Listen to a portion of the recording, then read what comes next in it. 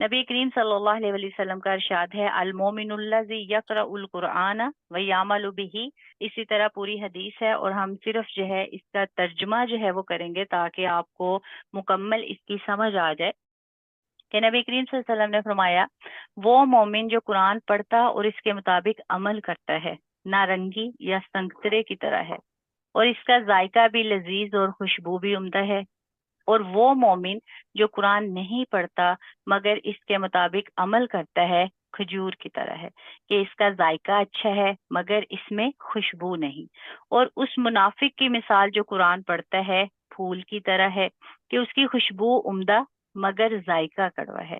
اور اس منافق کی مثال جو قرآن نہیں پڑھتا تمے کی طرح ہے اور اس کا ذائقہ کڑوا یا ناپسندیدہ ہے اور اس کی خوشبو بھی کڑوی ہے. اب آپ اس حدیث سے اندازہ لگا سکتے ہیں کہ جو قرآن کریم جو پڑھتا ہے اس کی مثال ایک نارنگی یا سنگترے جو ایک پھل ہے اس کے مشابہ دی گئی ہے، اس سے تشبیہ دی گئی ہے کہ اس کا جو قرآن کریم پڑھتا ہے تو وہ اس سنگترے کی طرح ہے کہ جس کا ذائقہ بھی مزے کا ہوتا ہے اور اس کی خوشبو بھی عمدہ ہوتی ہے. اور وہ مومن جو قرآن نہیں پڑھتا مگر اس کے مطابق عمل کرتا ہے. اب دیکھیں سارا بتایا گیا، ایک وہ مومن جو قرآن پڑھتا ہے، پھر وہ مومن جو قرآن نہیں پڑھتا مگر اس کے مطابق عمل کرتا ہے وہ کھجور کی طرح ہے.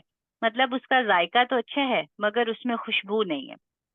پھر آگے منافق کے بارے میں بھی بتایا گیا کہ منافق کی مثال جو قرآن پڑھتا ہے، ایک بندہ ہے جو منافق ہے لیکن پھر بھی قرآن پڑھتا ہے، اس کی مثال پھول کی مانند دی گئی ہے کہ پھول جو ہے اس کی خوشبو تو عمدہ ہے مگر جب ہم اس کو ٹیسٹ کرتے ہیں، اس کا ذائقہ لیتے ہیں تو وہ کڑوا ہوتا ہے.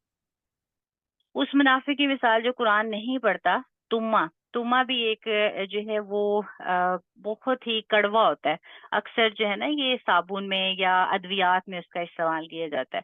اس کا ذائقہ کڑوا یا ناپسندیدہ ہے اور اس کی خوشبو بھی کڑوی ہے.